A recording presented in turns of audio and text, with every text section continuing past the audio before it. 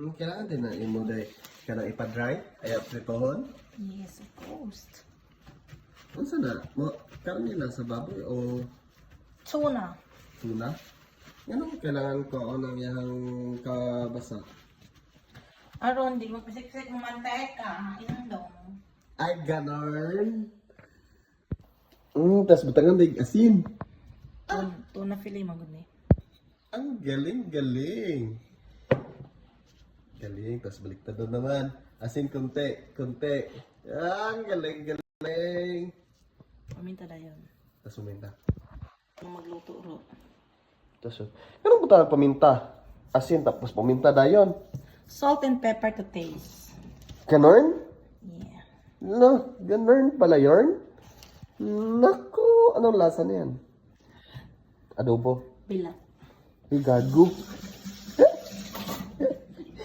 Ang bad-bad talaga ng baba niyo na. Bad-bad, gid kay ka na.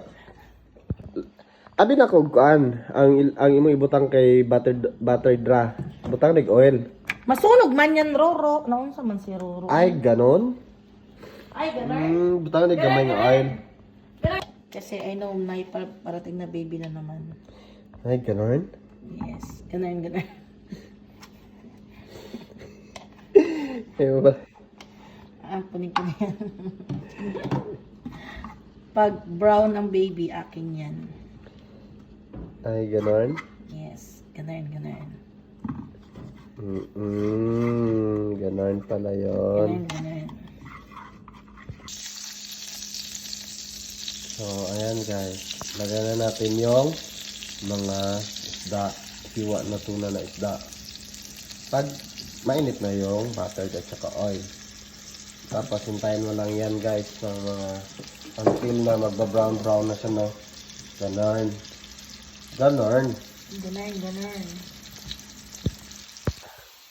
So ayan guys, luto na nga ang ating tuna, pritong tuna guys. So naggumawa ako ng soy sauce, sausawan na may suka. Ayan. Tapos nagdagdag naman si Roan ng kanyang gulay-gulay na tauge para naman healthy. Yeah.